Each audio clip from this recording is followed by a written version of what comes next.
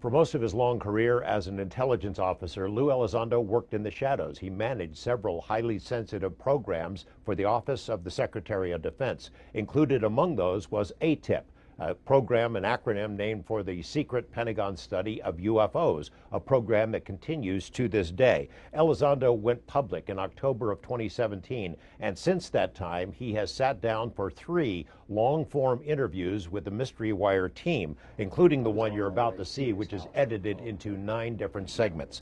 As with our first interview, this one goes into considerable detail about what he did for the Pentagon, what he learned about UFOs, and why the topic deserves further study.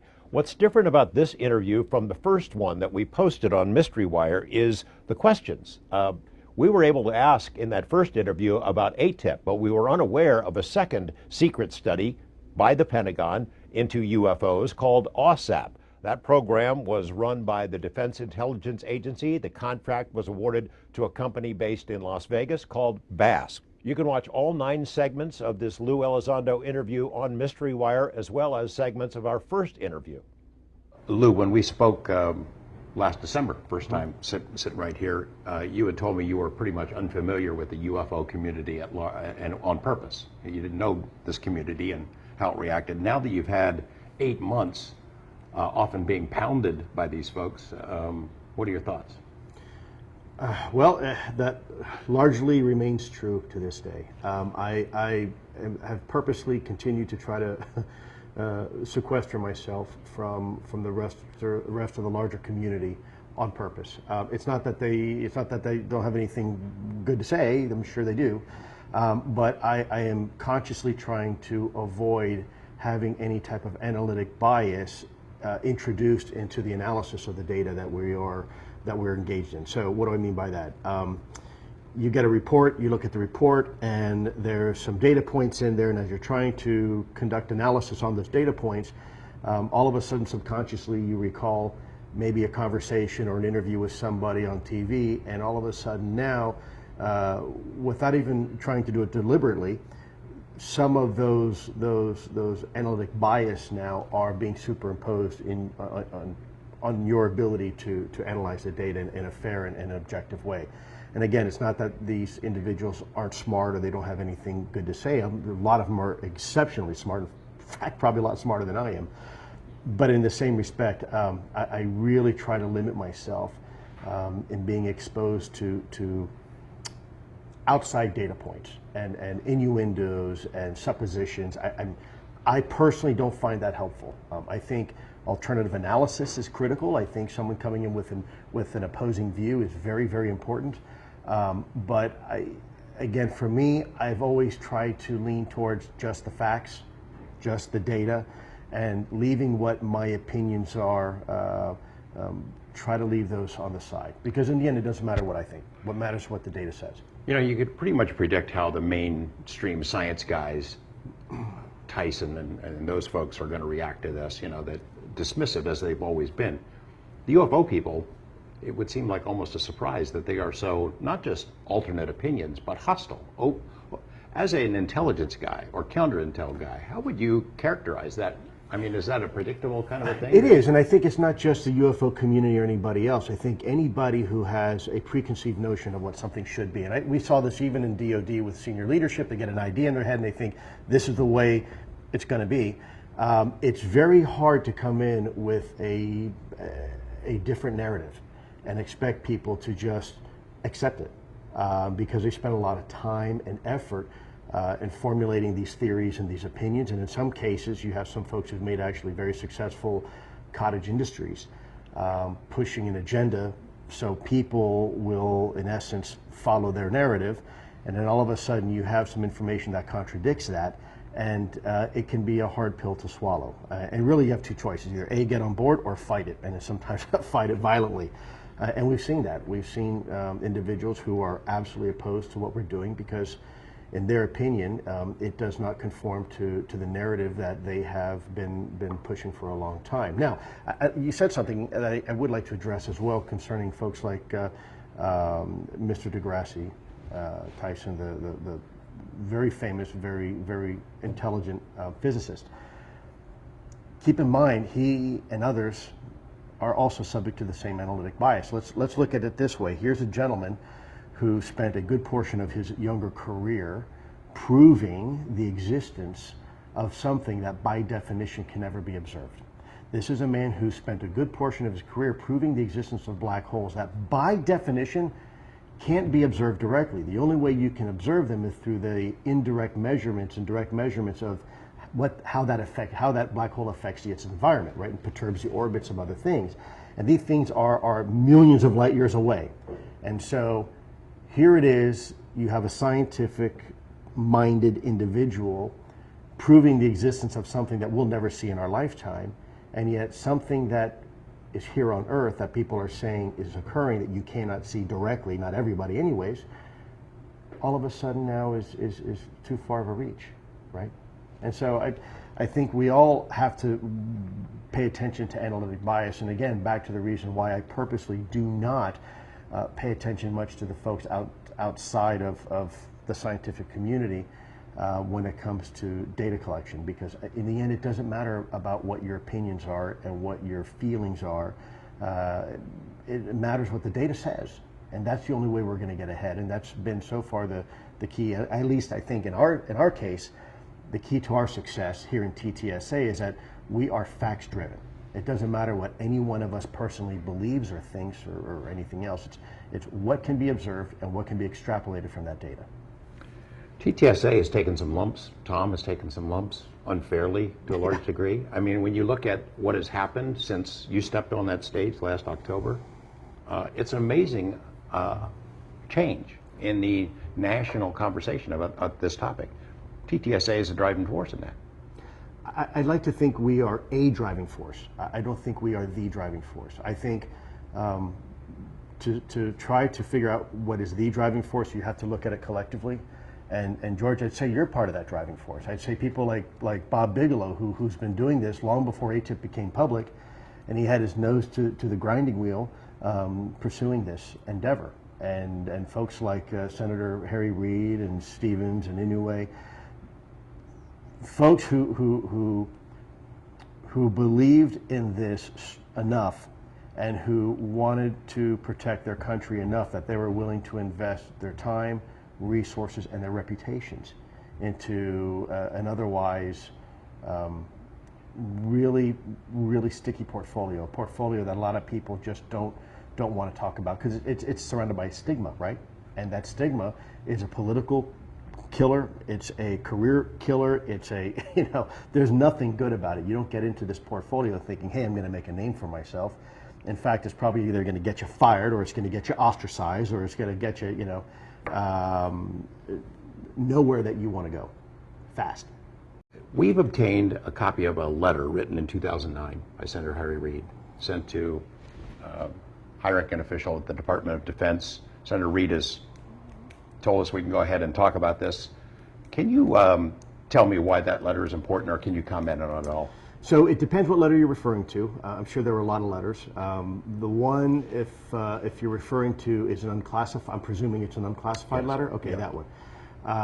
Yes, I have read that letter. I think that letter portrays a very compelling picture to the Department of Defense that the preliminary results of the ATIP program were warranting an increase in the protection of that information, i.e. that the results were coming in and the preliminary results were such that we need to take extra precaution protecting this information and the results because the data was very compelling and it was very, very legitimate. It sort of responds to some of the criticisms that have come toward TTSA, toward the UFO subject in general. It basically outlines that this program, ATIP, and the BASS study were successful. They zeroed in on a lot of useful information. Absolutely, it was successful. It was absolutely successful. That is undeniable, to the point where that point was raised to senior levels of the Department of Defense and the U.S. government. I think, I think when we're looking at this topic, it's important that there's a lot of things that TTSA is working on at any given time. Just because we're not public about it doesn't mean we're not doing anything about it. As you recall, first of all, there were 2 videos that came out. New York Times, by the way, got those independently, not from me. And everybody said, oh, you got 2 videos, that's great, and then nothing. Oh, TTSA's got nothing else. Then all of a sudden, another video gets released. People, well, okay, maybe they got something. Now they got nothing else. It's, been a couple months, 3 videos, that's it. People don't understand, and I wish we could communicate to the audience that we are working a lot of things back channel that are trying to help drive this conversation and take it from the fringe and that relegated to kind of weird stigma type conversations, and bring it not only to the mainstream, but where you can have this conversation over a dinner table with your family and not feel strange or freaking people out. Because in the end, what may be considered quote unquote supernatural in the end may very well be just a natural part of our world, right? So I would submit to you that probably the cell phone that I used to call my family, my wife, 30 years ago was considered supernatural by many. And now it's just natural. In fact, pretty much anything by definition is supernatural until it becomes natural, right? So I think hopefully we can help drive that conversation and remove some of the stigma. Look, I'm sorry to say, but let me put this out from a DoD perspective. Years ago, it was taboo to even mention gays in the military, right? Oh, we can't do that. That's too far of a bridge for us to cross. We're not going to get there. It's too politically charged. And now here we are in modern day, and nobody has a conversation because it's normal, it's routine. There's no stigma.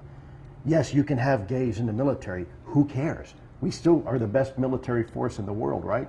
Nothing has changed. But it took, unfortunately, a very, very long time for the gay community to get rid of that stigma so we could have the conversation at the highest levels of government and realize our policies were flawed, right? And I think this is very much the same way. Now, someone's going to come in and they're going to say, well, Lou, you can't compare what you're doing to, gays in the military. Well, I'm not necessarily making a direct correlation. I'm just simply using it as an analogy that there have been historically topics that have been taboo, that have been proverbially radioactive in the Department of Defense, and all of a sudden now we realize, looking back 20 years, well, that was silly. Why did we even care? So what? It's part of reality. And I think this is very much the same way. This is a conversation that hopefully in 10, 15 years, 20 years, we will look back as a nation and say, wow, we really hindered ourselves by making this topic taboo when we didn't have to. Well, TTSA has done a lot to move that ball down the field, to have the national conversation. There's you on Tucker Carlson, and then another night is Chris Mellon and on CNN, and all this kind of attention that I'm sure you never wanted to have. No, I can assure you. It's an amazing thing. I mean, it's an amazing transformation. You have critics saying, oh gosh, we want it all, we want it now. It can't be fast enough. Right. But it has, the progress that's been made in 8 months is remarkable. Yes, and a little scary. I wouldn't have expected it to go this far, this fast. I think we need to make sure that it's a bit like riding a wave, right? You don't want to get caught flat-footed and get behind the wave. So we need to make sure that every action this company takes is deliberate and it's planned. Even though it may not necessarily always be public, there are things this company is doing behind the scenes that I think I'm not sure any other company has been able to do yet. Now, with that said, this company, I can tell you, as a matter of fact, would not have been able to do what it is doing now and today if it wasn't for some of the hard work that other companies were doing in the past and weren't getting any of the credit for, like Bigelow Aerospace and some other companies who were busy working behind the scenes, busy making things happen, collecting data, conducting the analysis, and yet nobody had a clue what was going on. And I don't think we, TTSA, would have been able to do that. I know we wouldn't have been able to do that if it wasn't for the hard work of these men and women in these other organizations, and even within the U.S. government too. So I want to make sure it's clear that the U.S. government is not our enemy. The U.S. government is our friend. But sometimes when you have a really big friend that's got a lot of complicated moving pieces inside, sometimes you kind of need to hold their hand and help them walk through things, right? We're talking about this 2009 unclassified letter in which you got to read between the lines a little bit, but it is pregnant with possibilities. I mean, the implications of what you see in those is that this is real. That assessment runs very contrary to the statements that the Pentagon has made, or Pentagon spokespeople have, since you came forward. You know, since, Yeah. I mean, since I the think existence of there's a ATIP. lot of pockets within the Department of Defense that may not necessarily know exactly what, another pocket is doing. Right, the right hand doesn't always know what the left hand's doing. They try. I don't think it's deliberate or on purpose. I don't think it's a misinformation campaign. I think if there was a question as to what the government knows or doesn't know, you'd probably have to bring that up to the government to answer. I certainly don't want to guess why the government said what they did. I can only imagine for two reasons. A, national security, and if it's not national security, they just didn't know. Yeah, ATIP is, the program was killed. Right. And it was killed because it didn't find anything. Right. This letter we're talking about says they did find stuff. Well, and I've made that very clear before, without necessarily referring to the memo, that ATIP did find a lot of stuff. This wasn't just a one-off looking at the Nimitz incident. There were many, many incidents we looked at, and we looked at them on a continuing basis, and we saw some congruencies throughout these incidents time and time and time again, some repeated patterns of behavior. And as an intelligence officer, when you see those repeated patterns of behavior, that is key that something's going on, that there is something there of predictability that you can use then later on to figure out how these things work and what these things really are. The arguments that were made in that letter are still valid today. Absolutely. In my opinion, absolutely. They're more valid now than they ever have been before. It feels like something's going on, and I know there's some sensitivities involved, but I mean, is that feeling correct? That there's a... Well, you'll have to excuse my my response on this, but George, in the end, I've always said it doesn't matter what my feelings are, right? I may feel something, but I also may be wrong. So I sense that the conversation is occurring now among the American people and among some of our senior levels of government that has never happened before. And I'm very optimistic about that. How I feel about it is probably irrelevant, but I will tell you, if you're asking me, I feel good about it. I feel that finally people can have a rational conversation, and people much smarter than me can figure out what the hell these things are. Well, the reason you left is because it wasn't getting the attention it deserved, in your Absolutely, opinion. absolutely. Same argument that this Right. essentially I actually makes. left out of loyalty, not disloyalty, because I love the department and the leadership so much, particularly Secretary Mattis, that there was no other way for me to communicate that these things that we were seeing and experiencing were real, and that they were being collected by not just grandma in the backyard shooting a camera and seeing some lights back there. This is by trained observers flying multi-million-dollar weapon platform systems, sometimes over U.S. cities that we trust to fight and win wars on our behalf. And they're telling you they're seeing something. They've seen something that they don't know what it is. And we have to pay attention, which is backed up by the electro-optical data, which is backed up by the radar data, which is backed up by, more and more and more layers. At some point, you have to look and say, there's an old saying we have: if you see it once, it's an anomaly. If you see it twice, it could be a coincidence. If you see it 3 times, you're probably looking at a trend, right? And so that's what we're seeing. And when you're building this mosaic, you're building this, for lack of better terms, this jigsaw puzzle. People will say, well, how do you even know where to begin? Well, you begin with the first piece, right? You take a 1,000-piece jigsaw puzzle, and I'm not very smart, so I'm not very good at building these things. So what I usually do is take the 4 corners first, and I set those pieces aside, because you can tell what are the 4 corners. Then I take all the pieces that have the straight edge, because I know they're going to be the border, and I set those aside, right? So that's in another little bin. And then what I do is I take all the pieces that are kind of the similar colors, and I'll take those and probably figure they're probably part of the same scene, and I'll set those aside. And before long, my daughter and I went from having a 1,000-piece jumbled mess to now we have 5 or 6 bins that we can say, okay, these are common pieces that are going to help us now put together the picture.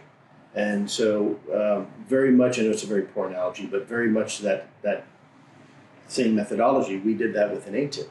We tried to find those commonalities and bin those in what we now know as the 5 observables, that have come out as the 5 observables. And that has helped us really focus in on collecting the data pieces that are very important, or the pieces of data that we don't have yet. Can you describe, there is confusion about ATIP, OSAP, BAS, Sure. different acronyms, how that all, you describe your network of guys. Sure. And how that interacted with the others. So, George, understand when we first came out, I was only in charge of ATIP at the time. So it really wasn't up to me to have a big, lengthy discussion about OSAP before that, Advanced Weapons Special Application Program. But in the end, I knew that information would eventually come out. Enough people are asking the right questions that it would come out. And I want, it needs to come out, but it can't come from me. Right. Because that really wasn't, that started before I came on board, and therefore my knowledge of it is a bit limited. So in essence, in 2007, the initial program was called AWSAP program. And it was that name for about 9 months. And that program was later refined. It was a bit of a shotgun approach to the phenomena. So it included a lot of stuff in this program on trying to figure out how these things fly and where they're coming out of, where they're going, and things like that.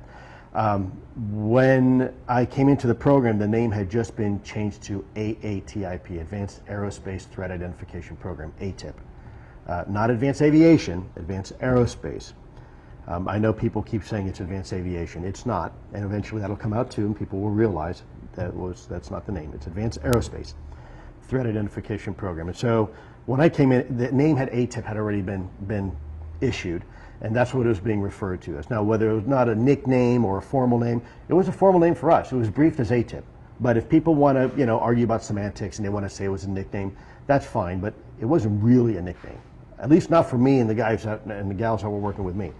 So it was ATIP, and that's how we briefed it. But anyways, that focus was really on the more of the nuts and bolts, looking at what it is and how does it work, right? And as I've said before many times, that was our focus, and that was ATIP's focus. So we went from a broad kind of spotlight approach to more of a narrowly focused laser approach, trying to figure out pieces of this, because it was just too much of the elephant to eat in one bite, frankly, in my opinion anyways. Could be wrong, but looking at now, hindsight being 2020, the AWSAP program, given the resources, $22 million would never be enough to really follow down each and every rabbit hole to do this conclusively, in my opinion anyways. So it was refocused to ATIP. I took over in 2010. The program continued to go as ATIP. 2012, that initial 5-year funding dried up, so we were issued more funding in 2013, 2014. Unfortunately, the verbiage in the way it was written in the bill, that when it finally came out, another office in the Pentagon took our money that was intended for our office, unfortunately. And I won't go into detail what office that was, but the office took it, and we were unable, because nobody was read into the program, to step up and say, hey, that money was intended for us. So the program was indeed intended to be funded well beyond 2012. Interaction between you and your group and the OSAP Bigelow Bass folks, conversations back and forth? You've got to get an idea what they're doing. Routinely, of course. We didn't do anything without talking to each other. What about Skinwalker Ranch? Did you get reports on that, or can you say? I would prefer to defer that question, if that's okay. Let's do a hypothetical. Sure. The kinds of phenomena that have been described there that were investigated by Bigelow, both as bass and as NIDS, are confounding in the sense that they never repeat, and that same thing doesn't happen again. It almost seems to be like the approach would be to study it as an intelligence issue than a scientific issue, or as an intelligence. Well, I think there's always an intelligence aspect to any big question, right? You have to ask questions. Let's take the nature of Skinwalker out of the equation and just look at it from an intelligence problem. You have to ask yourself, A, is this something that is naturally occurring? Is this something that is being deliberately done? Is this something that another nation could be behind, trying to influence us? Or is this something that is occurring that is just a natural part of being a human being on this planet, right? And a bunch of other possibilities as well. So we're looking at things through the optic of trying to determine exactly what are these things that are being detected, that are being observed, that are being reported, and is it something that is naturally occurring or not? And when I say naturally occurring, doesn't necessarily mean naturally occurring as part of a weather pattern. This is an awfully big universe we live in, and we now realize through theories such as string theory and M theory that the universe in which we live in may be part of a much bigger neighborhood of universes, part of a multiverse which resides within one great big superverse. And this is not just mere speculation. There is scientific evidence right now that even some very serious scientists are looking at. Give you a case in point. The supposed lopsided nature of our universe. When a hand grenade blows up, it tends to blow up in a somewhat symmetrical pattern, and yet here is our universe supposedly originating from a Big Bang, and it seems lopsided. And so some scientists now have speculated it could be that way because of the gravitational force from a neighboring universe. Those gravity effects are actually affecting our universe over here, right? Is it proven? No, but it is a theory. And so I think whenever it comes to things like Skinwalker Ranch or anywhere else, I think we have to keep an open mind. Again, 20 years ago, my cell phone, my iPad, maybe 30 years ago, was paranormal, right? It was supernatural, witchcraft, voodoo, and now it's routine. I think when you get into quantum mechanics and you realize things such as duality principle, entangled particles, you realize this universe is far more complex than we had ever even imagined. And we have to take that into account, that there are things that may go bump in the night. And we just need to figure out what those things are. The words threat and weapons in those titles of those programs have generated a lot of attention, a lot of discussion. Threat, Sure. aha. When you combine them sort of with Harry Reid's proposal to create a special access program to study this, the idea that we need to study this in a classified manner, it's touchy stuff, raises the specter, I would think, in the minds of some of the public. Aha, they're going to spend a bunch of money in some secret program, we're never going to see it. Is it right to speak about this as a possible threat? Well, we've talked about that before, but should it be handled by a special access program? And is there a model in which the public could be kept part of it, even though it is classified? Absolutely, yes. In fact, that's what we did with ATIP. So you have different layers of a program, and think of it as an onion, right? So you have an outside layer which everybody sees. That's the outside of the onion, and that part remains unclassified, and that is the way that we communicate things to the public, just like we did when North Korea had, nuclear weapons, and they were developing them, and potentially pointed over on this this side of the coast of the United States. Now, underneath that layer are several classified layers, and one would go maybe potentially secret or top secret and even further. So depending on the sensitivities, it's not that you're trying to keep this information away from the public. It's not the American people we don't trust. It's foreign adversaries that we don't trust. And there's no way to communicate to the American people information and make sure it doesn't get into the wrong hands. So that's why we classify things. We don't classify things to keep the Americans in the dark. We classify things to keep our adversaries in the dark. And unfortunately, we have to, in order to do that, you have to keep sometimes the Americans as well in the dark of certain operations. Should there be a special access program now studying this? Yes, but only for the purposes of protecting that information that requires that type of extraordinary protection. Okay, so I think it's a big difference to say the fact that, case in point, you go to an air show, you see an F-22 sitting on the tarmac. Okay, that is a very classified aircraft. That's why you're not allowed in the cockpit. But you can see it on the tarmac. You can see it flying, and the fact that we have an F-22 isn't classified, right? It's the same thing with the ATIP program, in my opinion, and whatever follows on is that you should have a program that is out in the open, allows anybody and everybody to contribute data, that allows us to have a conversation about the phenomenon, what we're learning about the phenomenon. But then you have classified layers below that when it comes to specific nuances, perhaps maybe what our internal efforts are to potentially, I'm not saying we're doing this, maybe replicate that technology or to reverse engineer that technology, right? Now you're getting into some sensitivities that you don't necessarily want everybody to be privy to. So you take that extra precaution of classifying those. So the fact that we have an ATIP and the fact that we're learning things from it shouldn't be classified, but maybe some of the key advances that we are doing as a nation, if we are doing them, should be protected. You know, statements that Hal Puthoff made, your colleague Hal Puthoff made in Las Vegas to an audience a month ago, statements that Dr. Eric Davis has made in a couple of interviews, suggest that there's some material from somewhere else. I asked you about this before, and you weren't able to comment. I suspect you can't comment now, but it sounds like we've got some stuff from somewhere else. We can't explain where it's from or how it was made. Well, and precisely the reason why we need people like Hal and Eric Davis to research this stuff. When material comes in, look, you don't know at the time, you know, you pick up a piece of, or have delivered to you a piece of metallic, you know, slag that frankly could be, it could be to a vehicle that we've never seen before, or it could be part of an alternator to a 1984 Cadillac. You just don't know. So we have to be very careful when, if our company and when our company receives material, or the U.S. government, by the way, that you do your due diligence and you don't jump to any conclusions, and you have to let the data speak for itself.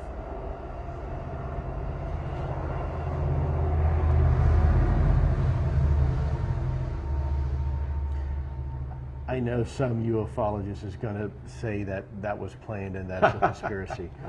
I think we have to let the data speak for itself. And material, you know, there's a lot of things that you could classify as material, whether it's residues, whether it's metamaterial type stuff you want to look at. That's a really broad category of information. People think material and they automatically assume, you know, you've got a craft built somewhere in some hangar. Material can be just about anything. In fact, material can be the natural environment and the effect. For example, I take a blowtorch and I put it to a penny. I'm going to cause some significant changes to that penny, right? So I would want to retrieve that penny and look at it and say, okay, what would cause this type of damage? What would cause this type of warping, this heat ablation, right? This material vitrification. Those are type of things that you're going to want to look at very, very closely. And that would also be considered material as well, right? Like a crime scene. Anything and everything that might be related to an event, you want to collect it as much as possible. You'd also want to collect videos where you can. Absolutely. And we have talked about this before. You know, 3 videos have now been made public. There are more, right? There are more. There are more. But I think it's important too, our job in TTSA is not to satisfy the idle curiosity of people out there saying, I want to see more videos. That's not what this company is about. This company is about changing the paradigm in which our U.S. government can finally take this issue seriously without worrying about their political survival, right? Allowing Congress to have a conversation, either an open or a closed session, saying, all right, guys, gals, what do we do about this? This is obviously something that looks pretty legitimate. What are we as a country going to do about it? You, executive branch, what are you prepared to do right now to help collect more information and analyze this information? And who's it going to go to? Who's going to be the single belly button to do this, right? That is what TTSA is trying to accomplish, among many other things. But we are not here to satisfy the idle curiosity of ufologists or weekend enthusiasts because they happen to want to see another video. And I'm sorry, I know people want to see more videos. But in the end, it's not about the videos. The videos is just a tool to help paint the compelling picture that there are things out there. As a nation, we don't know what they are. And that is why we do those videos, try to get those released. It's not so people can sit there and eat popcorn on a weekend and say, ooh, what is that? Or, oh, you know what, that's actually an IR flare from a MiG-25 pulling a 2-degree turn to the west. It's not, and I can't go into reasons why I know it's not and why we know it's not, because we get into classified information. And the reason why you're seeing just a short snippet of those videos is because the rest of it's probably pretty classified. So it's not an attempt to try to misinform people. It's unfortunately, that's all that could come out. Classified because of sources and methods. Correct. But also classified because of what's on the video? Potentially. I can't talk about that. Okay. The reason why information is classified is because there is an original classification authority, an organization that has the right to classify something. And these organizations do a pretty good job of classifying things to protect missions and operations, ongoing and people, right? So you classify things because of sources and methods, and in the end to protect the integrity of the operation. And protect maybe it's American lives or other people that we're working with at the time. And so there are a whole bunch of reasons. For example, maybe you hear in the video beforehand the call sign of one pilot to another, right? Or you hear the AOR that they're flying in, right? Or the type of mission that they're on, or things like that. You know, certain capabilities, certain locations, certain operations that we're not prepared to have that conversation yet. A special access program, let's say theoretically, one is created to go after this again. Would a program like that be given access to whatever's around, videos, materials? If it's done correctly, yes. If it has the authority to do so and it's written down that you are now going to be the organization doing this and here are your authorities, then absolutely. But it has to be something that would be coming down from senior levels of either the executive branch or the legislative branch to require that. And I would go a step further by recommending that, however this is done, that there's an annual requirement to brief up to leadership on the results and the findings of this program, right? Not just let it work somewhere in the back shadows. It needs to, that information that is even classified needs to be delivered to senior leadership in this country so they can make an informed decision. And so they can also make a decision whether to let the rest of us know. I mean, whatever that decision is. Yeah. I'm encouraged by what I'm hearing that there are some individuals, brave individuals in our legislative branch that are finally taking this seriously. Now, when I say taking this seriously, I don't mean that they're jumping off the ledge, lock, stock, and barrel. That they are willing to sit down and have the conversation in a fair-minded, objective way and have the facts and the data presented to them so they can make an informed decision. I find that very encouraging. I think it's also very brave because I think the moment you even mention this topic, you're going to get certain pockets of society that would probably make a call to their congressperson or their senator or whoever it is that's representing them and say, why are you spending my money looking into this stuff? well, some of the people who were successful in participating in killing it before are still there, aren't they? I mean, their knives would be out. Absolutely. Absolutely. Okay. And that's a shame. But again, in the end, look, Galileo did what Galileo did, right? Is FOIA ever going to allow me to access all the files that were produced by BASS or ATIP? Probably not. There are files that are exempt from FOIA. I think people think that everything's FOIAble. It is not. It's not my place to educate people on the FOIA process, but there are specific exemptions. And that will, at some point may come to light. People will understand why things are not being released. Well, one last question. Describe the ride that it's been for you since last October. Suddenly you're a California guy. You're living near the beach and across the country, and you've been on television more times than you ever imagined. So let me give you an analogy, George. Imagine an albino cave newt living in some dark recess of a cave that has never seen the light of day. All of a sudden, by the way, it's very comfortable back in that cave, taking that newt, that little lizard, and bringing it out into the middle of the hot sun and having people poke at it. I have spent my career in the shadows. The last thing I ever wanted to do was have to do something like this. But unfortunately, I'm not sure there was any other way.